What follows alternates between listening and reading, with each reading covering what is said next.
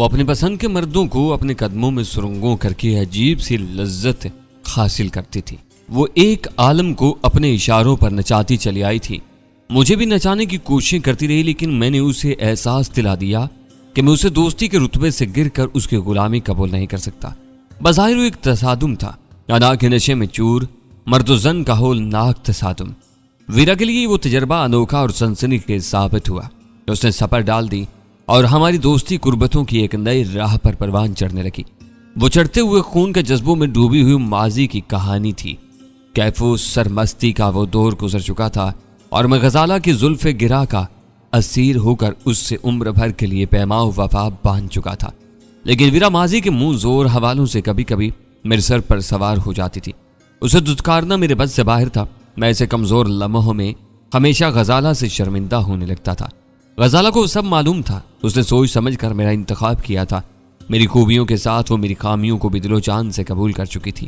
ایک روایتی مشرقی لڑکی کی طرح اسے بھی معلوم تھا کہ چمنستان حیات کے لیے آرائش کا اہتمام کرتے ہوئے گلاب کے نرم و نازک لمس کے ساتھ سیج پر چند کانٹوں کو بھی کوارا کرنا پڑتا ہے کہ ان کانٹوں کے سروں پر ہی گلاب کھیلا کرتے ہیں۔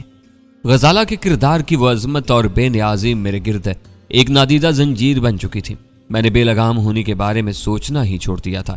یہی وجہ تھی کہ ویرا کی ہر سرکشی پر میں غزالہ سے نادم ہوا چاہتا تھا۔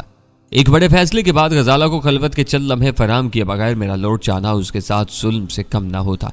میں نے دل سخت کر کے اپنی جگہ چھوڑی اور خوابگاہ کی طرف بڑھ گیا۔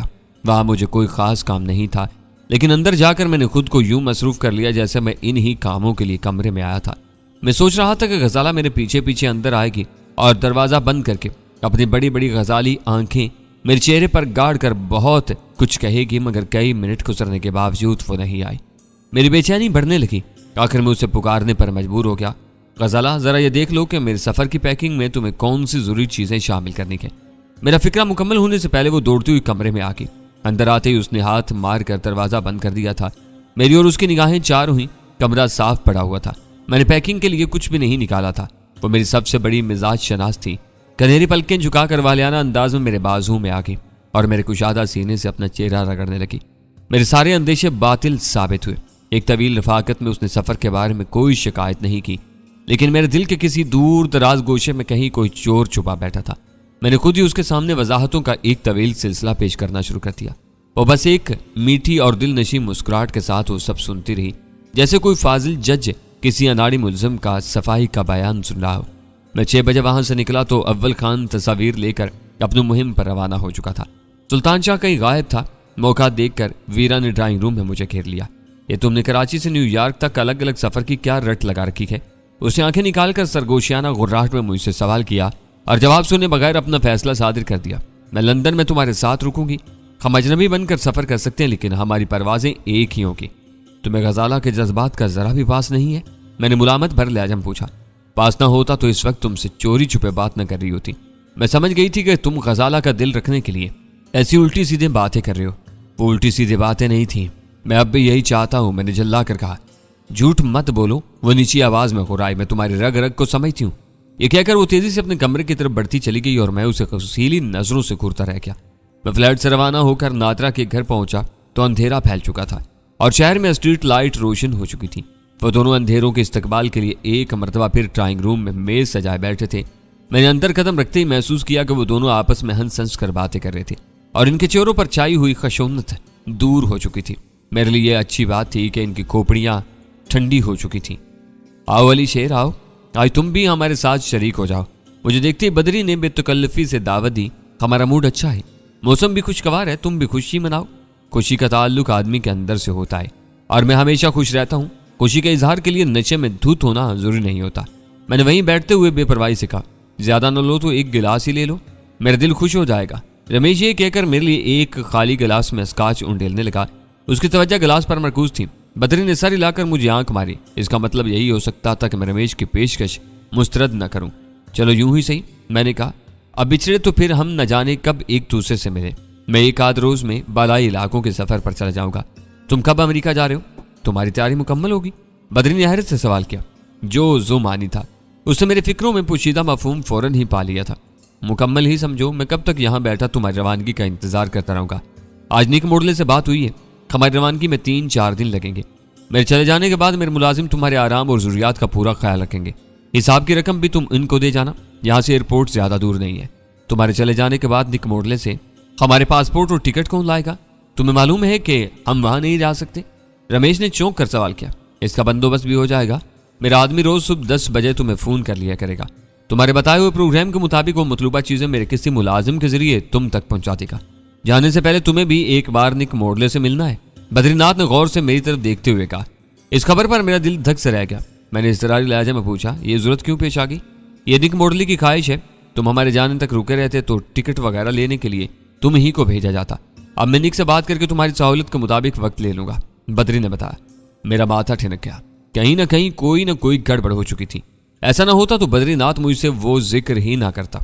मैं पहले ही इन दोनों पर वाजे कर चुका था कि मैं किसी भी कीमत पर निक मोडले के पास जाना पसंद नहीं करूंगा। सकूत और आसाब शिकन खामोशी के चंद लम्हात बहुत धीरे धीरे सिसक कर गुजरते रहे। रमेश अग्रवाल अपने गिलास से एक लंबा घूंट लेने के बाद फलसफियाना अंदाज में मुसलसल छत की तरफ घूरे जा रहा था। बद्रीनाथ की चमकीली नजरें मेरे चेहरे पर मरकूज थीं और मैं इसकी बयान की हुई नई कथा से बुरी तरह मुस्तरिब था। निगाहें चार होते बद्रीनाथ ने दोस्ताना अंदाज में मुझे आंख मारी और सवाल किया, क्या बात है, तुम खामोश क्यों हो गए? मैं निक मोडले को अपने जूते की नोक पर रखता हूँ। मैं तलखी से कहा, मैं इसका नहीं तुम्हारा मुलाजिम हूँ और अब तो ये बात भी पुरानी होगी। तुमसे मेरा मुआहदा खत्म हो चुका है। तुम दोनों यहाँ बिन बुलाए मेहमान हो और मैं तुम्हारी जल्द अज जल्द वापसी का ख्वाह हूँ। मैंने तुम्हें पहले ही बता दिया था कि मैं एक वक्त में एक से ज्यादा मालिकों को किसी भी कीमत पर बर्दाश्त नहीं कर सकता। निक मोडले अपनी ख्वाहिशों का इजहार करता रहे, मैं उसकी ख्वाहिशात को तकमील तक पहुंचाने का पाबंद नहीं हूँ। बद्रीनाथ मेरी कथा कलामी किए बगैर पूरे सब्र और सुकून से मेरी बात सुनता रहा।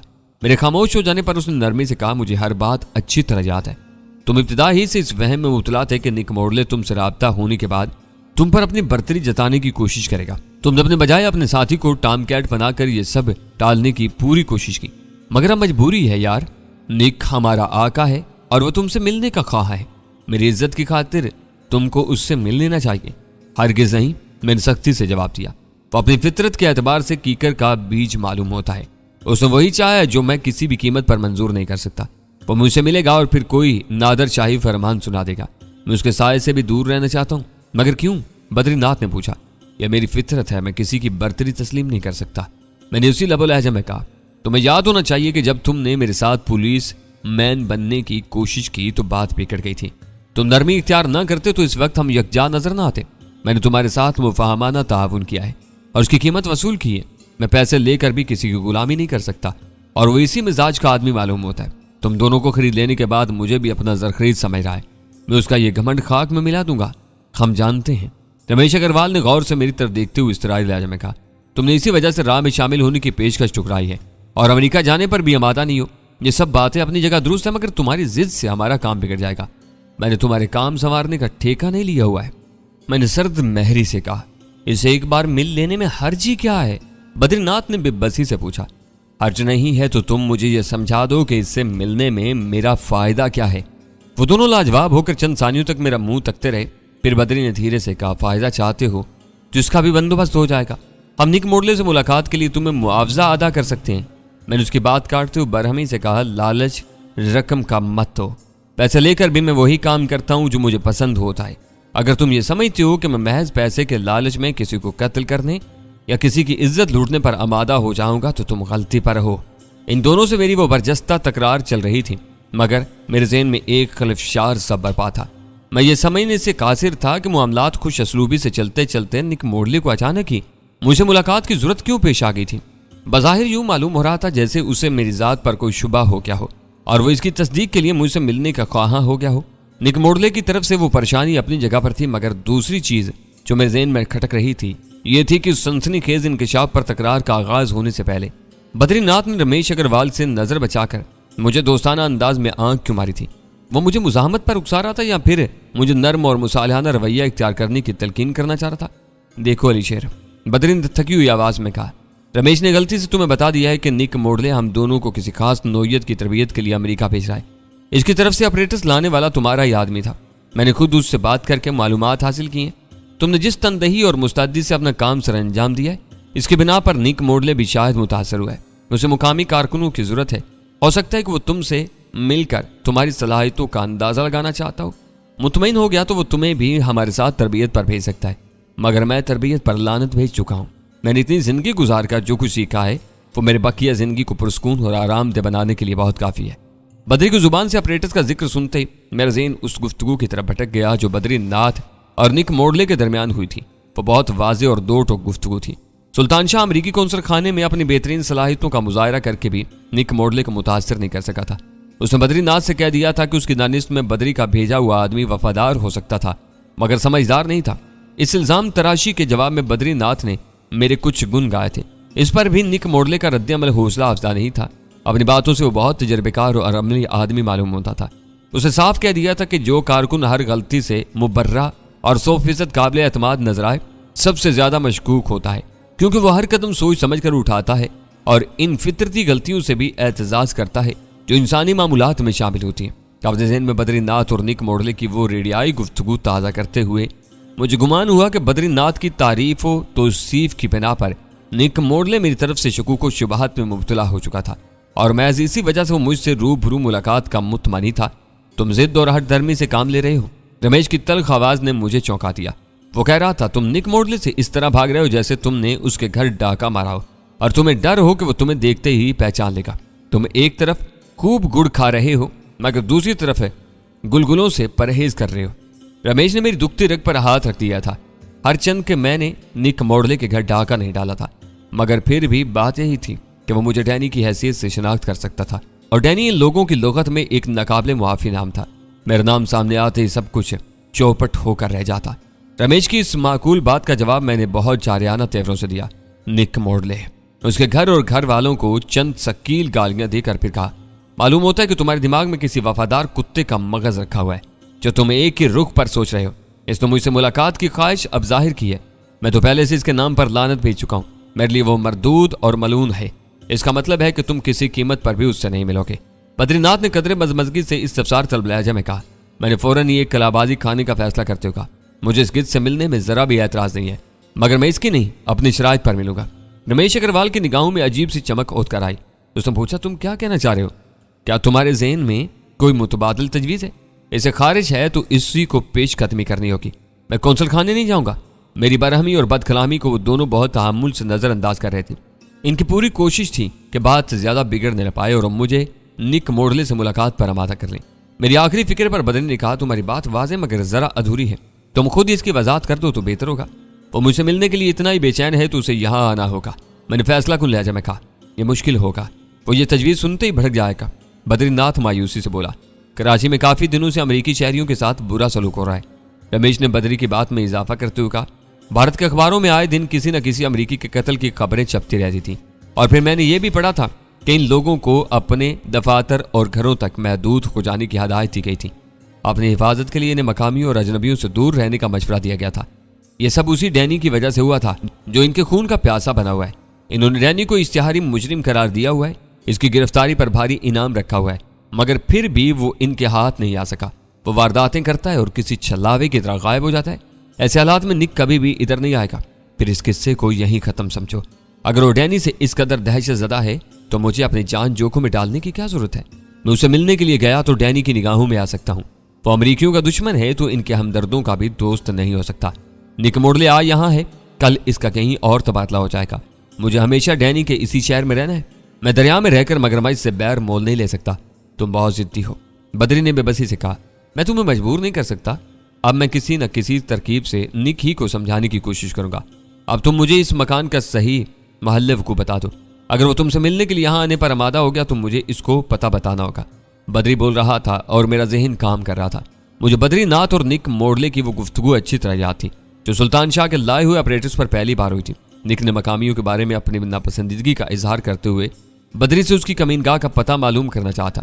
بدری اس معاملے میں بالکل کورا تھا، اس لیے بات ٹل گئی تھی، ورنہ اس بات کا امکان تھا کہ بدری سے اس گھر کا پتہ لینے کے بعد نک موڈلے اپنے طور پر معلومات حاصل کرنے کے لیے اپنے کسی آدمی کو نادرا کے اس گھر کی نگرانی پر مامور کر دیتا۔ میری چھٹی حص مجھے خبردار کر رہی تھی کہ بدری کو گھر کا پتہ بتا کر میں نک موڈلے کے اسی جال میں پھنس سکتا تھا۔ میں نے سیکنڈ کے 1000ویں حصے میں وہ سب سوچا اور پھر بے نیازی سے بول پڑا، خود کو زمین کا خدا سمجھنے والا کوئی شخص اتنی آسانی سے کہیں نہیں آ جا سکتا۔ تم اس سے بات کر لو، اگر اس کی فرعونیت میں کمی آ ہی جائے تو پھر میں تمہیں یہاں کا پتہ بھی بتا دوں گا۔ میں اپنے ٹھکانوں کی بلا وجہ تشہیر پسند نہیں کرتا۔ وہ یہاں آئے یا نہ آئے، تم چند روز بعد امریکہ جاؤ گے۔ بعد میں وہ کسی اجرتی قاتل کو یہاں بھیج کر میرا کام تمام کروا دے گا تاکہ تمہارے اور اس کے مراسم کا کوئی گواہ باقی نہ رہے۔ تم کسی بات پر نہیں ٹک رہے۔ میرے جواب نے بدری کو خاصا بددل کر دیا۔ میری اس سے ملاقات نہیں ہوئی مگر میں نے اس کی باتوں سے اندازہ لگایا ہے کہ وہ خاصا خونخوار اور بد دماغ آدمی ہے۔ پتہ کے بغیر میں نے اس سے کوئی بات کرنے کی کوشش کی تو برہم ہو جائے گا۔ الزام تراشی مت کرو، میں نے ترشی سے کہا۔ میں شروع سے اپنی بات پر قائم ہوں۔ میں امریکی قونصل خانے میں جاؤں گا اور نہ وہ اس گھر میں آئے گا۔ وہ مجھ سے ملنے کے لیے اتنا ہی بے چین ہے تو یہ ملاقات شہر کے کسی بھی سینما، بڑے ہوٹل یا پارک میں ہو سکتی ہے۔ پہلے تم اسے یہاں بلانے کی بات کر رہے تھے۔ بدری نے میری بات کاٹ کے احتجاج کیا۔ تمہاری پیدا کی ہوئی باریکیاں مجھے دور ازکار خطرات کا احساس دلا رہی ہیں۔ ان خطرات کے پیش نظر مجھے اپنی ہر حکمت عملی میں کچھ نہ کچھ تبدیلی لانی پڑ رہی ہے۔ میں تمہیں یہاں کا پتہ نہیں دے سکتا، اچھی طرح سوچ لو۔ رمیش نے اپنے گلاس سے ایک لمبا گھونٹ لینے کے بعد تلخی سے کہا، ایسا نہ ہو کہ بعد میں تمہیں کوئی خطرہ سجھائی دے اور تم نئی کلابازی کھا کر نک موڈلے سے ملنے سے منکر ہو جاؤ۔ وہ تم دونوں کے لیے خونخوار یا خطرناک ہو سکتا ہے۔ میرے سامنے کسی چوہے کی طرح بے ضرر ہوگا، تمہارے سامنے وہ بعد میں آئے گا، پہلے مجھے اس کی جرح کا سامنا کرنا ہوگا۔ بدری نے کہا، یہ تمہارا مسئلہ ہے۔ میں نے بے رخی سے کہا، تم سوچو کہ اس سے کیسے نمٹو گے۔ ختم کرو، رمیش اکتائے ہوئے لہجے میں بولا۔ نک موڈلے اپنے بعض تحفظات کی بنا پر علی شیر سے ملنا چاہتا ہے اور علی شیر اس کی طرف سے بے اعتمادی کا شکار ہے۔ تم یہ صورتحال نک موڈلے کو منو ان بتا دو، وہ اپنا فیصلہ خود ہی سنا دے گا۔ تم یہی چاہ رہے ہو؟ بدری ناتھ نے پر اذیت لہجے میں مجھ سے سوال کیا۔ میں کچھ بھی نہیں چاہ رہا، میں نے بے نیازی سے کہا، حقائق تمہارے سامنے ہیں، تم جو چاہو کر سکتے ہو، اس بارے میں تمہیں کوئی مشورہ نہیں دے سکتا۔ میرے لیے نک موڈلے اس وقت بھی ایک اجنبی بھیڑیا ہے جس نے تم دونوں کو دہشت زدہ کیا ہوا ہے۔ اس کے بارے میں ایسے غیر متعارف الفاظ استعمال مت کرو۔ بدری ناتھ نے تادیبی لہجے میں کہا، اسے تمہارے ان الفاظ کی بھنک بھی مل گئی تو تمہاری چمڑی گرا دے گا۔ میں استضائیہ انداز میں ہنس پڑا۔ یہی بات میں تمہیں سمجھانے کی کوشش کر رہا تھا۔ وہ اپنی فطرت کے اعتبار سے ایک درندہ ہے، وہ مجھ سے مل کر مطمئن ہو گیا تو سب کچھ ٹھیک رہے گا۔ اس کا اطمینان نہ ہو سکا تو وہ کسی خونخوار بھیڑیے کی طرح میرے پیچھے لگ جائے گا۔ میں ایسی خواہ مخواہ کی دشمنی مول نہیں لیتا۔ رہی میرے غیر محتاط الفاظ کی بات تو یہ باتیں تم دونوں ہی اس تک پہنچا سکتے ہو۔ یہاں تمہارے سوا کوئی اور موجود نہیں ہے۔ کوئی موجود ہو یا نہ ہو، دیواروں کے بھی کان ہوتے ہیں۔ رمیش نے تلخ لہجے میں کہا، ویسے بھی میرا یہاں ہونا یا نہ ہونا برابر ہے۔ اپریٹس بدری ناتھ کے قبضے میں ہے، میں چاہوں تب بھی نک موڈلے سے بات نہیں کر سکتا۔ یہ تمہارے آپس کے مسائل ہیں۔ میں نے بے پرواہی سے کہا، انہیں تم خود حل کرتے رہو، مجھے دیواروں کے کان ہونے کا یقین دلانے کی ضرورت نہیں۔ یہ باتیں نک تک تم دونوں کے سوا تیسرا آدمی نہیں پہنچا سکتا۔ اس طویل تکرار سے وہ دونوں ہی ضد ہو گئے تھے۔ میں نے بات آگے بڑھانے کی بجائے اپنی جگہ چھوڑ دی، ڈرائنگ روم سے نکل کر اپنے کمرے کی طرف چل دیا۔ بدری ناتھ نے اپریٹس ملنے کے بعد نک موڈلے سے پہلی بار بات کی تو میں نے اس کا ایک ایک لفظ اپنے کانوں سے سنا تھا، مگر مجھے اس کے دوسرے رابطے کی ہوا بھی نہیں لگ سکی تھی۔ گمان یہی تھا کہ دوبارہ نک موڈلے نے خود ہی اس سے رابطہ کیا ہوگا، کیونکہ پہلی بار بات کرتے ہوئے اس نے بدری ناتھ پر واضح کر دیا تھا کہ ضرورت پڑنے پر وہ خود ہی اس سے بات کرے گا۔ میں نے اپنی خوابگاہ کا دروازہ بند کر کے FM بینڈ پر ٹیون کیا ہوا ریڈیو دھیمی آواز میں آن کر دیا۔ اس بار میں یہ خطرہ مول نہیں لے سکتا تھا کہ ان دونوں کے درمیان ہونے والی باتوں سے بالکل بے خبر ہوں۔ وہ سب ہیروئن کی عالمی تجارت پر بالادستی حاصل کرنے کی خواہش کے شاخسانے تھے۔ ایک زمانے میں پاکستان افیم کی پیداوار میں امتیازی مقام رکھتا تھا۔ ملک کے سرحدی اور پہاڑی علاقوں میں اس قدرتی نشے کو بہترین نقد فصل کا درجہ حاصل تھا، جو پودوں پر پھول کھلنے سے پہلے ہی ہاتھوں ہاتھ فروخت ہو جاتی تھی۔ مگر جب یورپ کے ماہرین نے افغانستان میں خود سر قبائلیوں کو افیم سے ہیروئن تیار کرنے کی ترغیب دی تو افیم کا پیداواری مرکز خود بخود افغان سرحدی علاقوں میں منتقل ہو گیا۔ وہ چاروں طرف سے خشکی میں گھرا ہوا ایک پسماندہ اور بحران زدہ ملک تھا، اس لیے وہاں تیار ہونے والی ہیروئن کے کاروبار میں پاکستان کی راہداریاں استوال ہونے لگیں۔ یہ کاروبار ہی پاکستان میں شی کی دلچسپی کا سبب بنا، اور جب ایک بار شی نے یہاں اپنے قدم جما لیے تو اس کے گماشتے دوسری سمتوں میں بھی مقدر آزمائی کرنے لگے۔ شی کے پاس مالی وسائل کی کوئی کمی نہیں تھی، تقریب کاریوں کے لیے پاکستان کی فضا سازگار تھی، بھارتی ایجنسیاں پہلے سے اس علاقے میں سرگرم تھیں، امریکی مفادات نے سیاسی الاؤ کے لیے ایندھن کا کام سر انجام دیا، اور نتیجہ یہ تھا کہ اس وقت ہر کس و ناقص پاکستان کے خلاف برسے بیکار تھا۔ میں بستر پر دراز اپنے ذہن میں گزرے ہوئے واقعات کی کڑیاں یکجا کرنے کی کوشش کر رہا تھا۔ بند کمرے کی محدود فضا میں ایئر کنڈیشنر کی دھیمی دھیمی آواز گونج رہی تھی، کھلے ہوئے ریڈیو پر سکوت طاری تھا کہ اچانک دروازے پر ہلکی سی نامانوس دستک سنائی تھی۔ اول خان کے تینوں آدمی میرے طلب کیے بغیر کمرے میں نہیں آتے تھے۔ میں نے پھرتی سے ریڈیو کا سوئچ بند کیا اور بستر پر لیٹے ہی لیٹے کمان کی آواز لگائی۔ اگلے ہی لمحے بدری ناتھ دروازہ کھول کر اندر آ گیا۔ اور معذرت خانہ لہجے میں بولا، میں رمیش سے یہ کہہ کر آیا ہوں کہ ایک بار پھر تمہیں سمجھانے کی کوشش کیے لیتا ہوں، تو کیا اس وقت تمہاری آمد کا کوئی اور مطلب ہے؟ میں نے اس کی بات کاٹ کر تیکھے لہجے میں پوچھا، میں صرف یہ کہنے آیا ہوں کہ تمہارے انکار سے معاملہ خراب بھی ہو سکتا ہے، مجھے اس کی پرواہ نہیں ہے۔ میں تمہارے کہنے پر شاید اس سے مل بھی لیتا، لیکن اس کے حکم پر حاضری دینا میرے لیے ممکن نہیں ہے۔ تم اسے جو چاہو کہہ سکتے ہو۔ رمیش تمہارے انکار پر بہت برہم ہے، ذرا اس سے ہوشیار رہنا۔ میرے سامنے اس نے ایسی کوئی بات نہیں کی تھی جس سے کینہ ظاہر ہوتا۔ کیا بعد میں وہ تم سے کچھ کہہ رہا تھا؟ میں نے چونک کر اس کی آنکھوں میں جھانکتے ہوئے پوچھا۔ تمہارے نوکر کسی نہ کسی کام یا خدمت کے بہانے ہمارے آس پاس منڈلاتے رہتے ہیں، اس نے شکایتی لہجے میں کہا۔ تمہارے لوٹتے ہی خان سامہ وہاں پہنچ گیا تھا۔ اس کی موجودگی کی وجہ سے رمیش خاموش رہا، مگر میں نے اس کی آنکھوں میں درندگی چھلکتی دیکھی ہے۔ اب کمرے میں جاؤں گا تو وہ یقیناً بات کرے گا۔ میری چھت کے نیچے اس نے کوئی سازش کرنے کی کوشش کی تو پچھتائے گا۔ اگر تم مجھے نہ روکو تو میں آج اس کا کام تمام کر سکتا ہوں۔ فی الحال یہ میری مجبوری ہے، تم اشتعال میں بھی ایسا کوئی قدم نہیں اٹھاؤ گے۔ بڑے مقصد کو حاصل کرنے کے لیے ایسے چھوٹے موٹے سمجھوتے کرنا ہی پڑتے ہیں۔ پانی سر سے اونچا ہونے لگے تو پھر سب کچھ بھول جانا پڑتا ہے۔ وہ فکر مندانہ انداز میں سر ہلاتا ہوا میرے کمرے سے رخصت ہو گیا۔ اس کے جاتے ہی میں نے دروازہ بولٹ کر کے دوبارہ ریڈیو آن کر دیا۔ چند ثانیوں بعد ان دونوں کے کمرے میں چھپے ہوئے لاسلکی مائکرو فون کے ذریعے ریڈیو پر کچھ آہٹیں سنائی تھیں۔ پھر رمیش کی بھرائی ہوئی تلخ آواز ابھری، تمہارے چہرے سے ظاہر ہو رہا ہے کہ تم ناکام واپس آئے ہو۔ میرے لیے علی شیر ناقابل برداشت ہو گیا ہے۔ مجھے بھی اس سے محبت نہیں ہے۔ وہ بدری کی آواز تھی، مگر ہم اس سے مدد لینے پر مجبور ہیں۔ اس سے بگاڑ پیدا ہو گیا تو ہم اس پناہ گاہ سے محروم ہو جائیں گے۔